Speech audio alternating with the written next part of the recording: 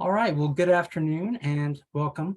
First things first, my name is Kevin Jacobs. I am the membership manager for CEC, and I work with an incredible team that supports you called our member services team.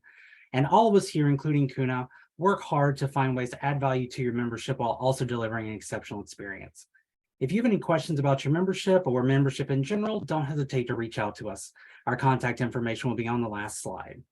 Now, before we begin today's webinar, for those of you that need closed captioning, there is a button at the bottom of your screen that allows for live captions. As well, you'll see a chat window at the bottom of your screen. Please use that to ask any questions during the presentation, and we'll do our best to address them in the moment. And we also please take a moment to make sure that your microphone is on mute.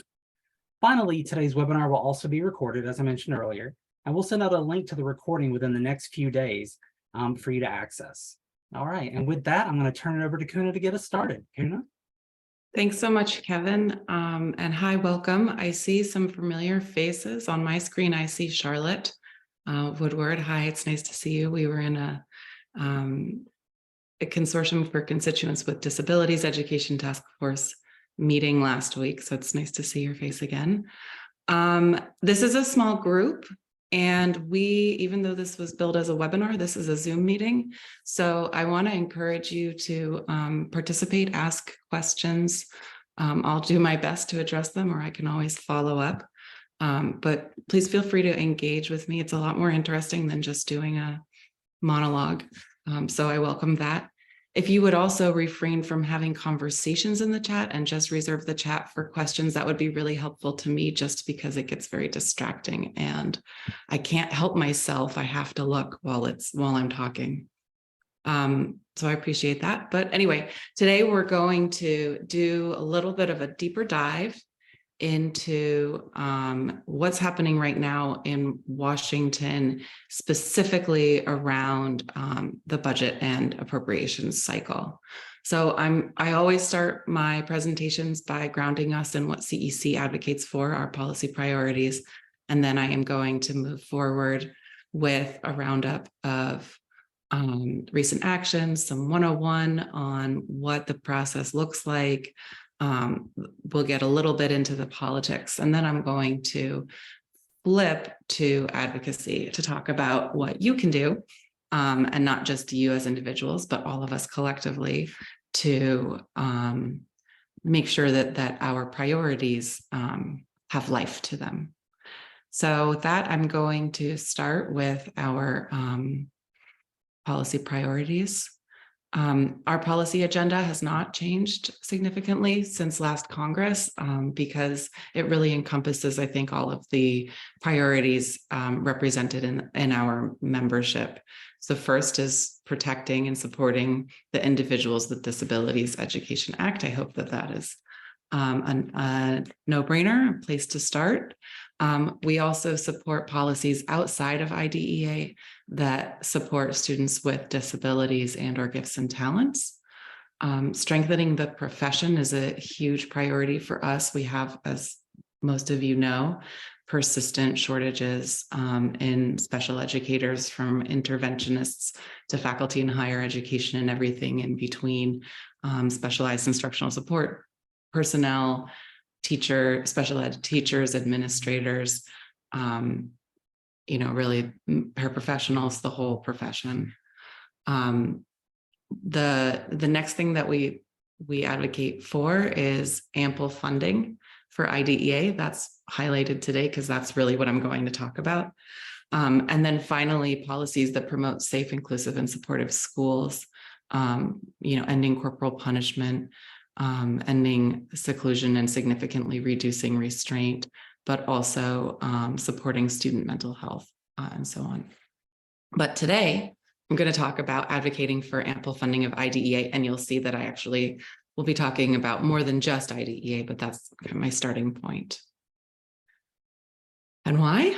Well, if we had adequate funding from the federal government for the programs that support this work, it would actually tick a lot of boxes on our policy priority list, right? It would better support students served under IDEA. It would strengthen our profession. The bulk of the funding for IDEA goes to supporting personnel, but we also have personnel development and professional development programs as well. And it would support school-based mental health, safe school climates, et cetera. So the funding is a really huge part of this puzzle. It is a major challenge in the IDEA space, regardless of whether you're a special educator, disability stakeholder, or someone else who works in that building. The underfunding of IDEA just is a huge challenge. Since I'm going to get a little bit weedy, I want to level set with some terminology. And you can stop me at any time if I'm using terms that that you're not familiar with, and I'm happy to slow down and define them. We always get teased inside the Beltway in Washington, D.C. for using too many acronyms and too much shorthand. I own that. So the first thing is the federal fiscal year. We call it the FY. You'll see that it's abbreviated. The federal fiscal year is a 12-month accounting period.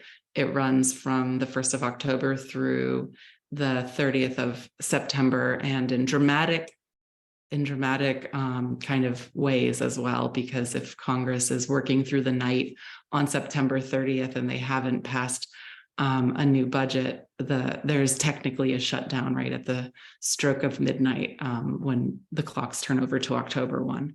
So that's September 30th in particular is a date that we really keep our eyes on around here. There are other fiscal years, right? Most school fiscal years operate from July 1 to June 30th. So it's important to note when the federal fiscal year is, because it's distinct from other fiscal years. Some organizations operate a fiscal year that matches with the calendar year. The president's budget, I'm going to be talking about that. Every year, the president submits to Congress a budget. It is a proposal. It's non-binding. It typically represents his, and I will say his because we haven't had a woman yet. It typically represents his priorities more broadly. So we've seen, for example, from President Biden, budget-related priorities around universal child care, around actually supporting the educator pipeline was a priority that was pending last year in a really large financial way. But these budget proposals are taken with a grain of salt. There's kind of a tradition of the president releasing the budget, having something to point to underscore his vision for, spending for the future, for families, whatever the talking points are.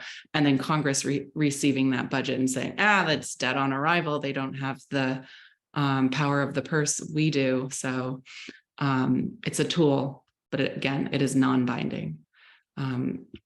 Appropriation. This is a word I didn't learn until I started working on Capitol Hill, despite all of my politics classes in college. Appropriation is discretionary money. In this case, that is directed to federal agencies to spend as dictated by law. Discretionary, that means up to the decision, up to the choice of the people who are making these decisions. There's another kind of federal funding that is mandatory. Social Security is a great example. Lawmakers don't get to decide how much goes out each year. It's built into law and automatically triggered. But the discretionary funding is the piece of the pie, about 30%, that Congress gets to tinker with annually based on every single line item. IDEA lives in that space. Appropriations committees. For folks who aren't familiar, committees are really the gatekeepers to all of the details of legislation. So the committee is where legislation, in appropriations, the committees where legislation is developed, considered, approved, and advanced to the House floor. So it's a very, very critical role in determining spending levels. The Labor H subcommittee. So each appropriations committee has 12 subcommittees, and the one that we follow most closely, we call Labor H. It is the Labor, Health and Human Services, Education and Related Agencies Appropriations Subcommittee.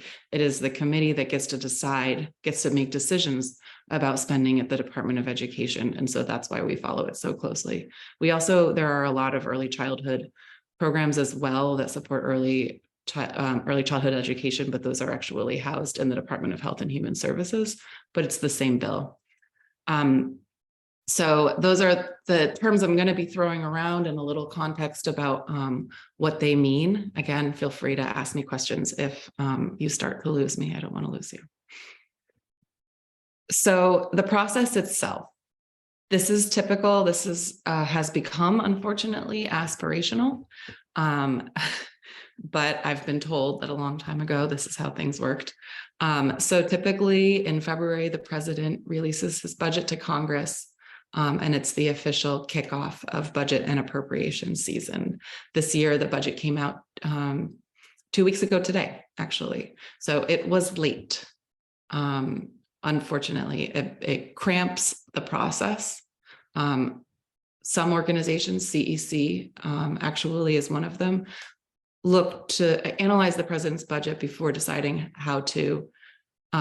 what to request for some of the programs that we care about. For example, this is a president who has pledged to put IDEA grants to states on a glide path to full funding. And because all of the budget details are under wraps until they're fully released, we don't know what those dollar amounts are going to look like. We don't know what their calculations are for that first rung for this year. And we definitely don't want to ask for less than anybody, but especially than this president who's pledged to get IDEA on a full funding glide path. So we waited, but the House Appropriations Committee was full steam ahead. They've been soliciting member requests for funding. They've announced deadlines. They're not waiting for the president's budget. That starts to cramp us a little bit, but thankfully it's been released and we are moving along. Once the president's budget is released, then the heads of all of the agencies go and testify in defense of that budget, and it gives them the opportunity to talk about the programs that are a priority for them. So we'll see Secretary Cardona from the Department of Education testify later this spring. March and April are input from stakeholders months. There are public hearings. There are letters that are written. Right now, we've got a number of what we call Dear Colleague letters from the field in support of specific programs, mental health, educator shortages, special education, just a whole host of education research, a whole host of letters that are currently pending that we work on, sign on to, draft ourselves, and so on and so forth. And it's the time that organizations start sending people to the Hill to talk about spending.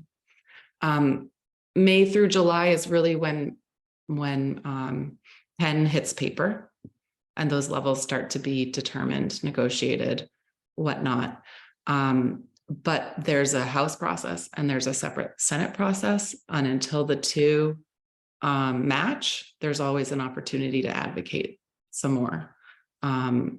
And sometimes appropriators, when they are sitting down to put pen to paper, have questions and they will reach out. What is the actual impact here? What's the actual need? What would this money provide?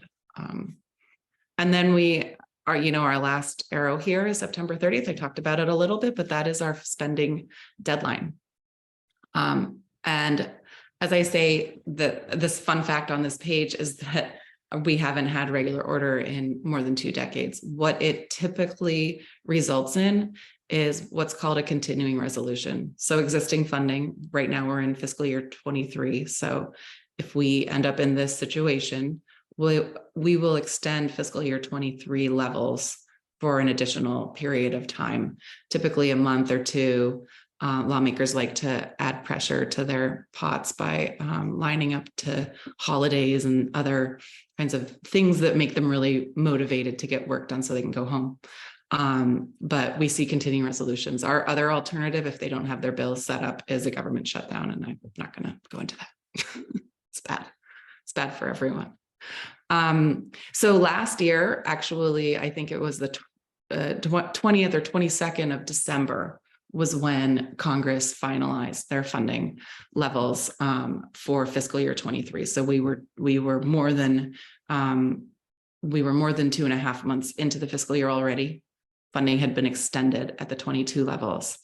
And for fiscal year 23, we got really large increases. Now, large in comparison to what we typically see, but not large in comparison to meeting the need, or frankly, even keeping up with inflation. We're way behind where we were decades ago when you consider inflation. But some of those increases at the Department of Ed, the Department of Ed overall got approximately $4 billion, or $1 billion more than they did in previous years. But it was significantly less than what the president had asked for and what the Democrats had put forward, because they were chairs last Congress of both the House and the Senate. But ultimately, spending bills end up being deals that are struck, bipartisan deals that are struck, because the Senate requires 60 votes in order to pass their legislation. And so Democrats and Republicans have to work together to get this done. The big increases, and I put those again in quotations, the big winners this year were Title I and IDEA programs, the grant programs, Part B, Section 611, and then the infants and toddlers program. So IDEA got about a 6.3, almost a 6.5% increase this year. But again, it doesn't really keep up with where the need is. So there's a lot of politics that goes into these spending decisions. So the last year's spending bill actually was part of a much, much larger bill, which is called an omnibus. It just means like the really, really big vehicle, all-encompassing piece of legislation. And it included a lot of other priorities. And ultimately what Congress did was they struggled to agree on a lot of issues all year, and then they were able to strike some deals on some priorities at the very, very end of the year, and without time to consider them individually, they just lumped everything together and passed it. It's actually a clever tactic for advancing some priorities that you have, along with priorities that someone else may have. It's bargaining. I'll give you this if you give me that. Let's just put it all together and move along. It was a $1.7 trillion package, and there was a lot of unpacking to do in that bill. But we did see some large increases. I wonder if the reason that we got more in our increases for fiscal year 23 than we typically do is because it was post-election. And the House flipped from Democratic control to Republican, and Republicans had pledged to really tamp down on spending and reduce spending, actually. And most Republicans in the House did not vote for this bill. And I wonder if it was a strategy to just get as much as they could last year, expecting that this year would be a much bigger challenge. And then I get this question a lot, and I understand it. And the question is, why are we so happy with our teeny tiny wins that don't keep up with inflation? And, part of it is that I think we keep a positive attitude to keep the doors open to the people who will go to bat for us. And I have seen the opposite, which is that if you are not favored by lawmakers, they certainly won't go to bat for you. So it can be a really challenging game, but it is one that I think we're pretty cognizant of. So I have the way that our executive director, Chad Rummel, threaded the needle, if you will, on these funding increases last year. So he says, we appreciate the progress shown for special education funding in this omnibus package. While this package does not meet the full funding promise of IDEA, we look forward to this and continued bipartisan efforts for special education. So acknowledging it's insufficient, but in a complimentary tone as to not offend the folks who probably worked really hard to get us to where we were. So now, as I mentioned 2 weeks ago, we got the president's budget, and it is similar to previous budgets in that it is really positive and provides really great momentum for spending in the education space. So the president is requesting a 13.6% increase for the Department of Education. The Biden administration is continuing to lean in on fully funding IDEA gradually over the next decade. As I said, the budget is an opportunity to talk about priorities. So Secretary Cardona has a raising the bar agenda that he has been talking about this calendar year, and that includes academic excellence, high expectations for everyone, acknowledging the adverse effects on learning from the pandemic and incorporating that into the priority, and a well-rounded and rigorous education for all students. I think one of his top priorities is multilingual student learning, and so that's part of that priority as well. And then in the budget document itself, there are also some challenges that they state that they want to address. Mental health is the top. And the thanks, Charlotte. And the other two stated challenges that need to be addressed are educator shortages and then access and affordability to preschool and higher education.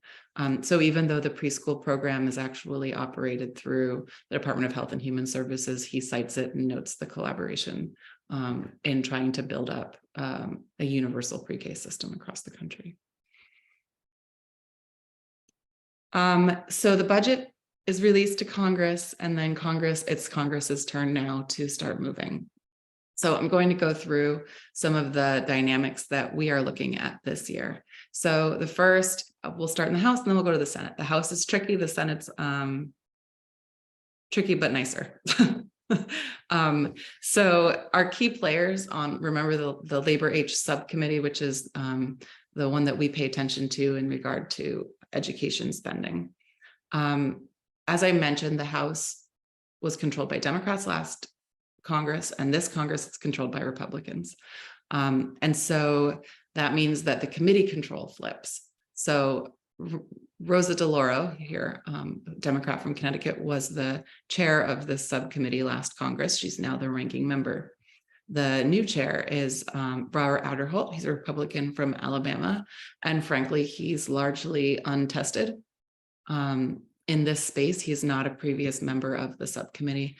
There's not a lot on record, not a lot of paper trail on where he stands on individual priorities yet.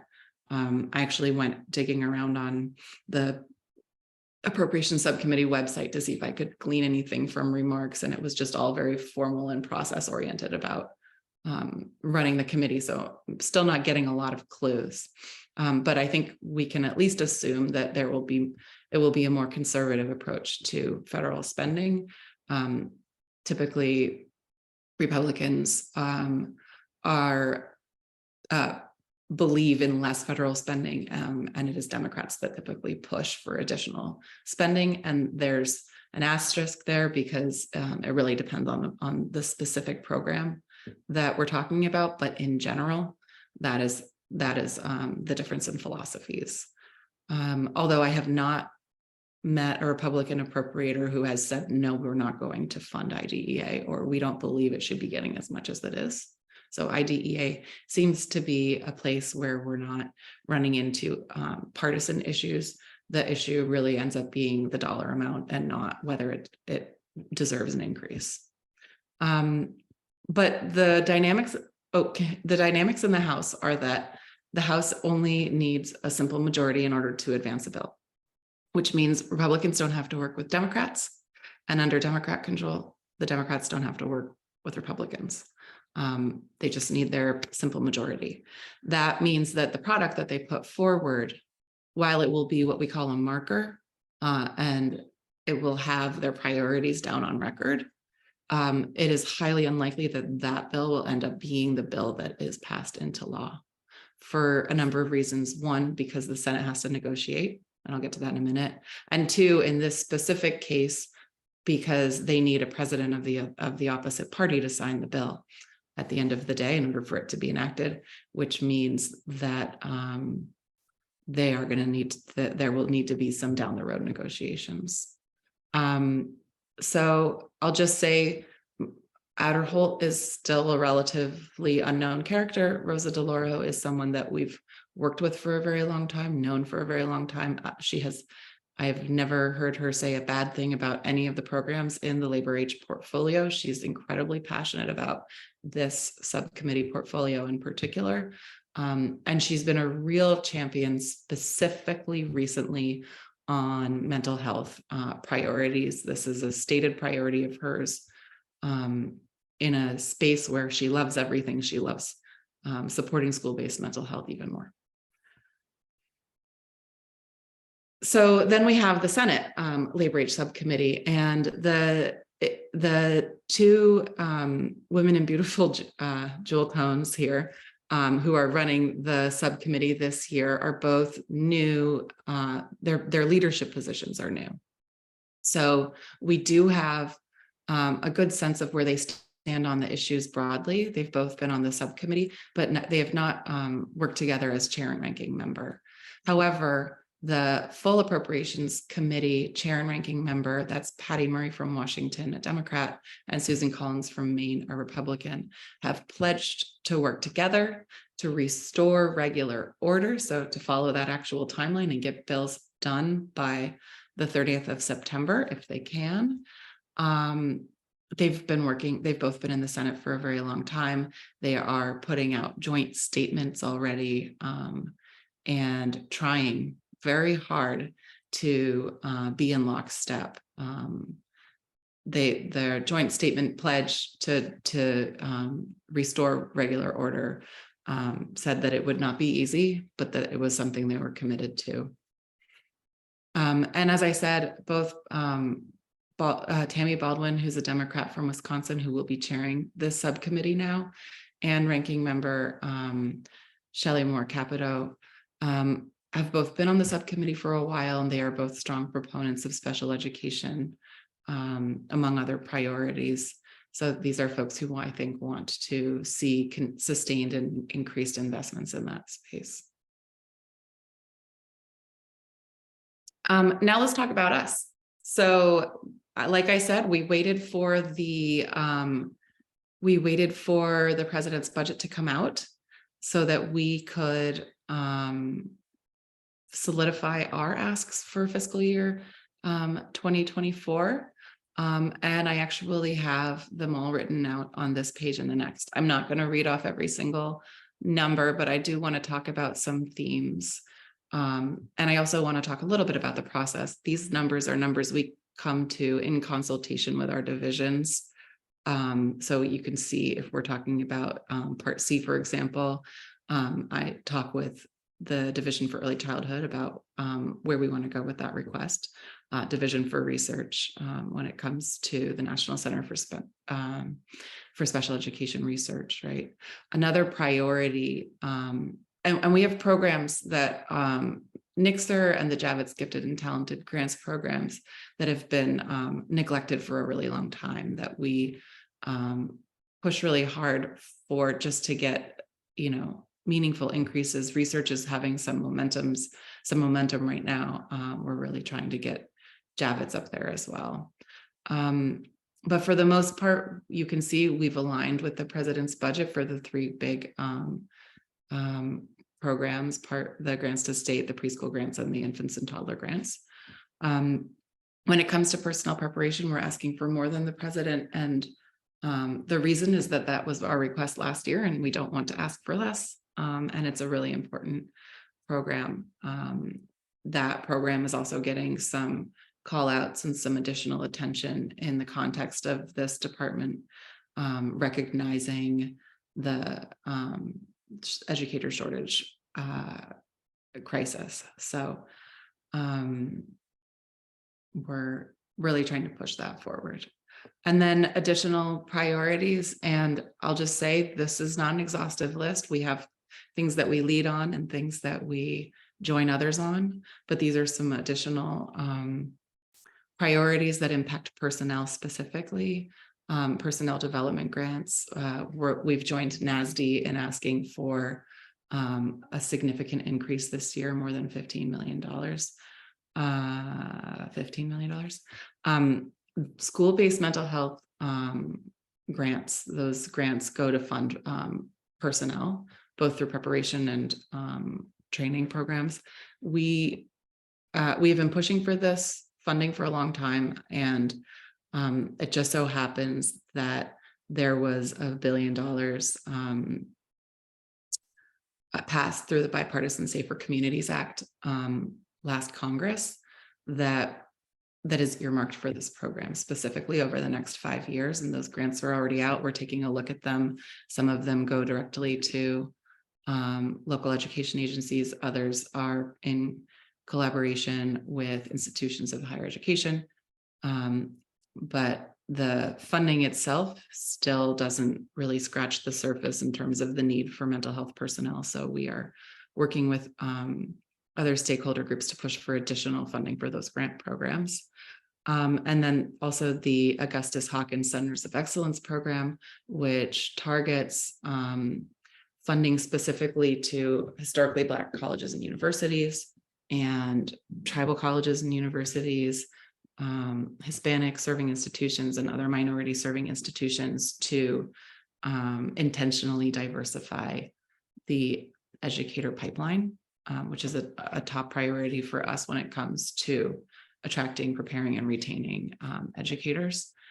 And then also, finally, the Teacher Quality Partnership Grants Program, which supports effective pathways into the profession. Grow Your Own is the one that gets cited the most. But, so those are the programs that we are working on, that we're calling out, in letters that we write and in letters that we sign on to.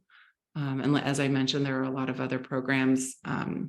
One of the sign-on letters that we've worked on is with the Consortium for Constituents with Disabilities, and there are probably twice as many programs within that letter that we're advocating for, and we join others in doing that as well.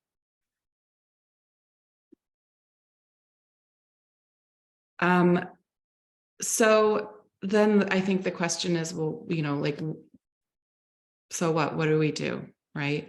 CEC, one of its great strengths is its greatest strength is its membership, and bringing that voice into the mix on making sure that there's adequate funding for the programs and systems that you work with is one of our top priorities. And we do that through advocacy. And there are a lot of ways that you can advocate.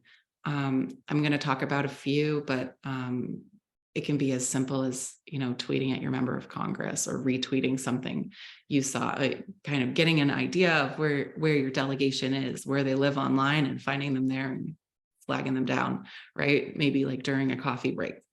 Or it can be coming to Capitol Hill and having meetings with your members of Congress or their staff, or hosting them at your, at your place of work and showing them, the students you serve, whatever.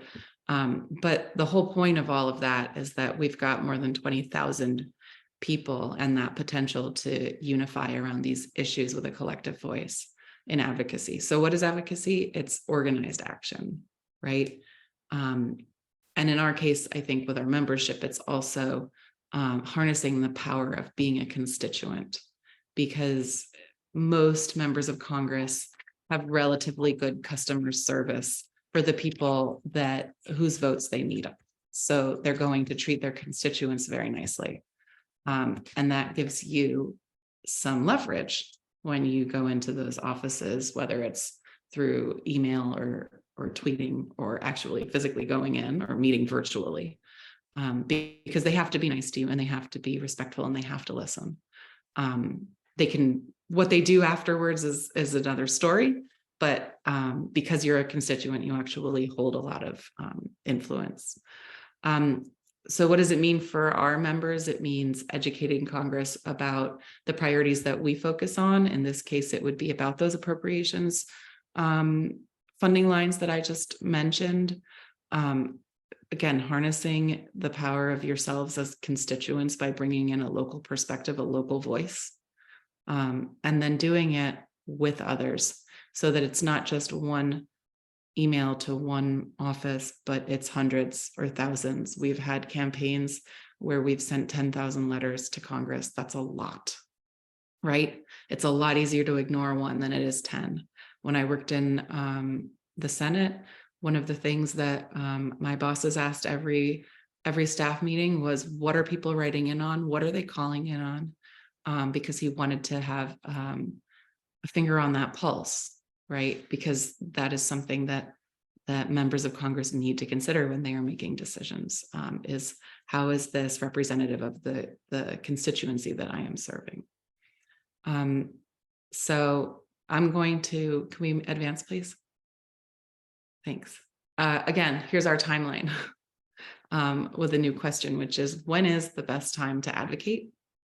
And the answer is always. But the more nuanced answer is, we're in the window now, and we're going to be in that window until there's a final decision made on fiscal year 2024.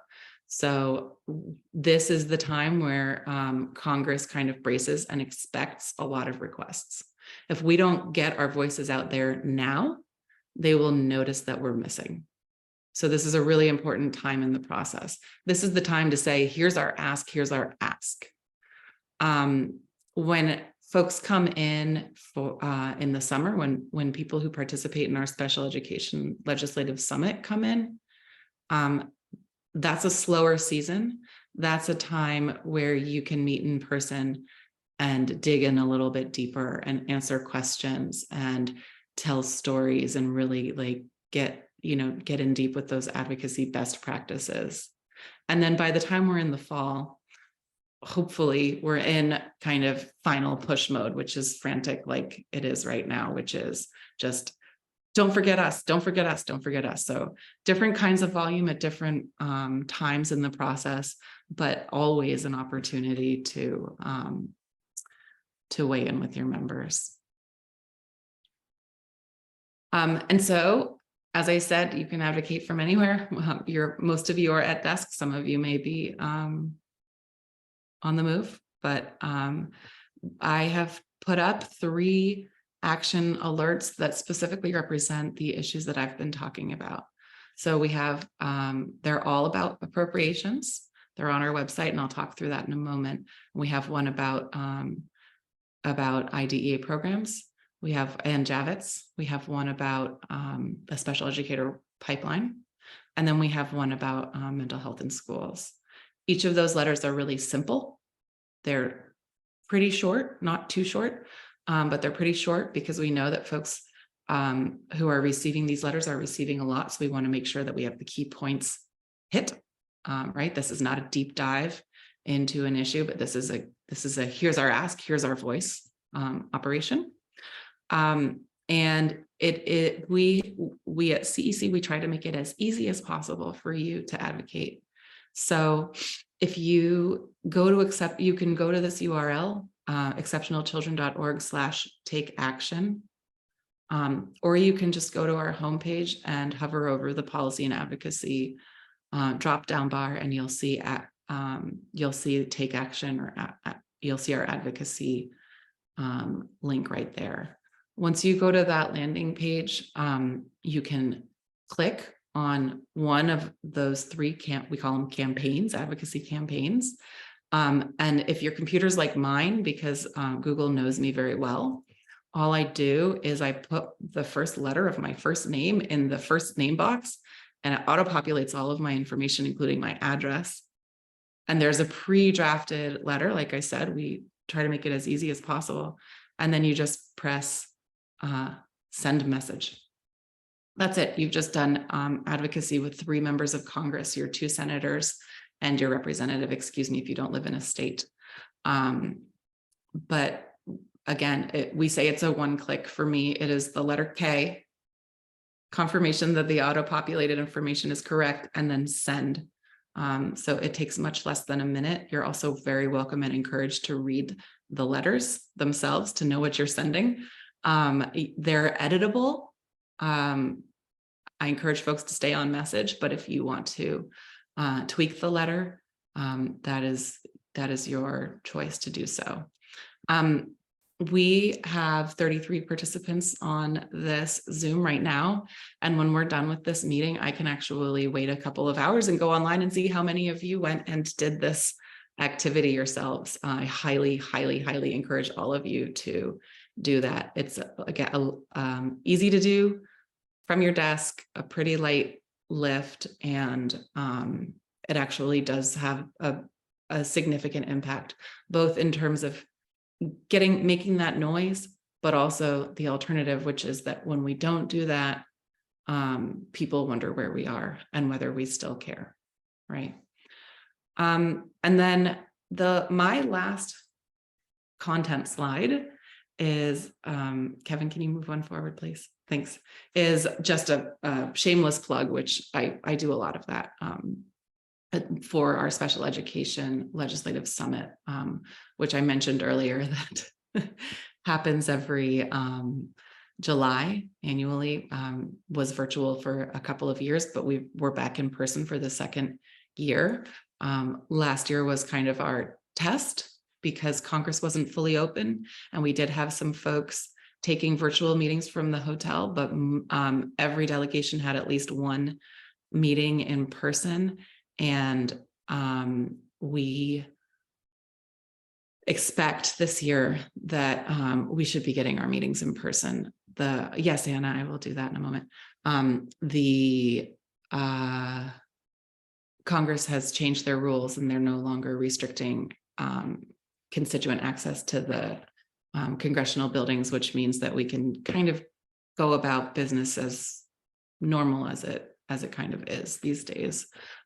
Eat in the cafeteria, go to congressional offices without needing an escort. Things have really opened up. So the Special Education Legislative Summit is an annual fly-in event, which brings a few hundred people, stakeholder CEC members to DC to do some advocacy training, and then go to Capitol Hill to actually advocate. It's a collaboration that CEC and CASE do together, our Division for Administrators in Special Education. And it's just a really great opportunity to do some deeper advocacy activities. So again, that is the registration. We're in early bird registration right now for CELS, we call it, at Special Education Legislative Summit.org. I am going to put both of those URLs in the chat box if you bear with me for one moment.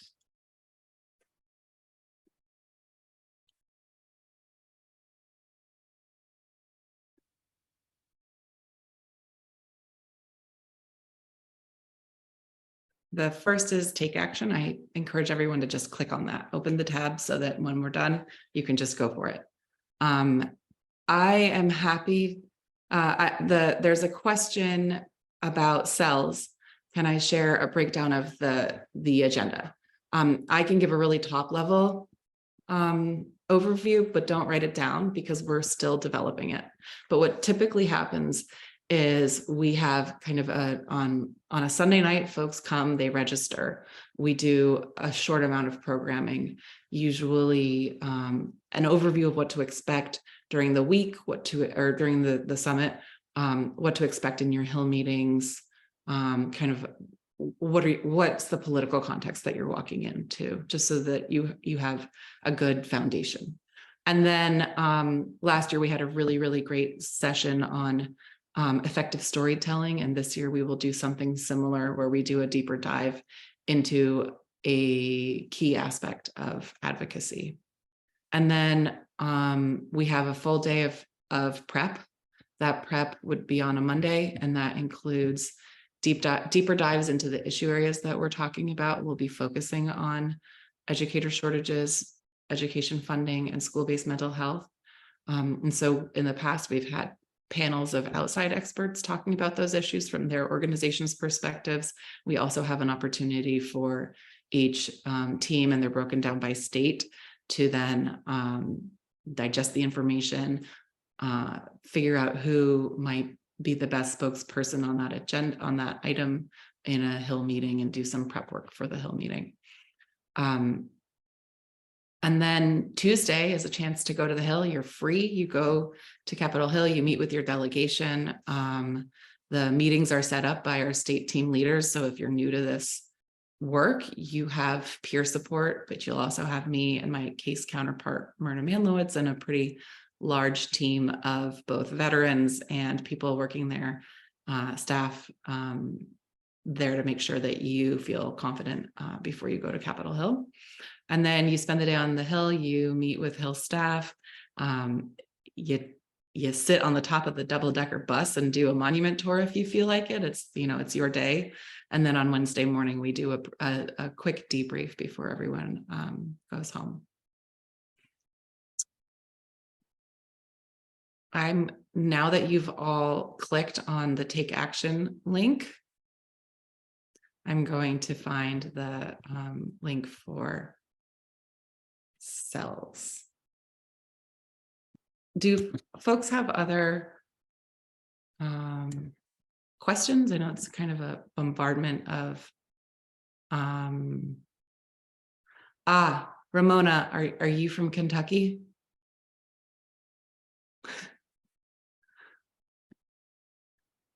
Sorry, Idaho. Yep, we have two members, Senator Risch and Senator Paul. Sorry to call you out like that. I know I see it's a direct message, whose offices have character limits on how much of a message or opinion you can provide them.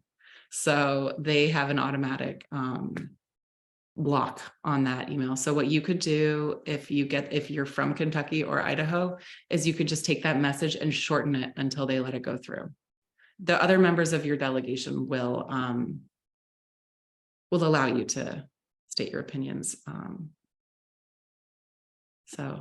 I have a direct question, but I want to ask it to everyone, I want to ask it, answer it in front of everyone, which is there any assistance for new participants in navigating cells? Yeah, we really, really encourage advocacy, and we want to make it as easy as possible. And I find that the biggest barrier to advocating is getting over the hump of deciding you want to try it in the first place, because it sounds really intimidating, and like meeting with members of Congress and their staff sounds very scary. But I was a staff member in Congress in my 20s. I was a kid. I had a lot to learn. I relied on outside experts and practitioners to teach me. So it's a really, really critical component of the process. So what we do at CELS is we identify our state team leaders based on people who have experience and who want to lead the teams. They schedule the meetings. We provide those state team leaders with a script and a training and other materials. We provide you with what we call our issue briefs, which is like the information that you're going to be going in depth on ahead of time, and we post it on the website. And then we do specific sessions on best practices in advocacy. And my favorite part of CELS is actually circulating during the team conversation time and answering questions, because they're all different. Everyone has different experiences and everyone has different delegations, and we're all human. So we actually encounter a lot of really quirky characters on Capitol Hill, as may be expected. And so helping to guide individual teams on maybe the nuances that they should be expecting, or answering questions. One of the things that I cannot stress enough about advocacy is that it's an opportunity for you to talk about what you know. It is not a task where you have to learn new things. We put the asks, we put the requests out there on paper for you. You talk about what your experience is within the special education system and why things that I think everyone in our membership agrees with, why they're important to you, why it is, what the shortages look, what special educator shortages look like in your district or in your school, or what your enrollment looks like in your educator prep program, or how, you know, the pandemic has impacted enrollment in Part C, participation in Part C, right, for infants and toddlers. That's the information that you bring forward, what your observations are from your state or your district. And then we help you make the connection to the asks, but you don't have to be an expert in policy and process in any of that. That is the part that we will do for you. I hope that helps. And thank you for the plug, Ramona. Do other folks have any questions before I say yes, Amanda, you're welcome to?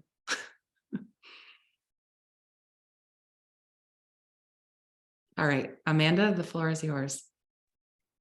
So one of the things that the Division of Early Childhood does as part of CELS is a wraparound webinar series. Often it includes what's happening in Washington before you go, and then some opportunities to reflect on the experience during the experience and help you prep for your visits.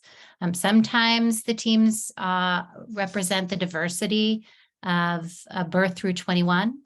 And sometimes they don't. And so we at DEC want to make sure that we support our members in expressing their priorities. And so we offer this service.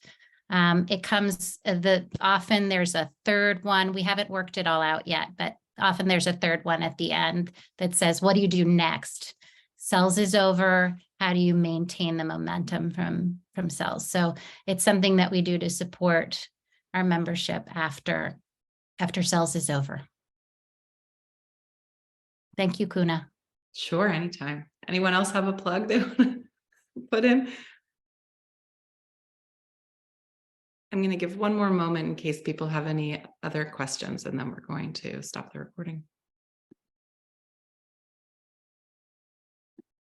Oh, yeah, Charlotte. It's not really a question. I just want to let you know that when you talked about that, special education summit, it reminded me that within the Down syndrome community, we have something similar. It's called the Down Syndrome Advocacy Summit, where it's a 3-day event where you do a pre-conference training, then you go into the nitty-gritty and talk about the priorities, then you go to the Hill. So I strongly urge you to go to ndss.org and get involved. Thank you for taking me up on the opportunity for your own plug. And like I said, it's really critically important that voices in this space go to Capitol Hill. So our priorities are known. We're at the table. So I encourage folks to look into that one. Well, it sounds like, Charlotte, it's a relatively similarly structured event, right? So we're not trying to send you out unprepared. We really want to make sure that that everyone is well prepared before they hit the hill, as we call it. So thank you. And with that, I think we can end the recording.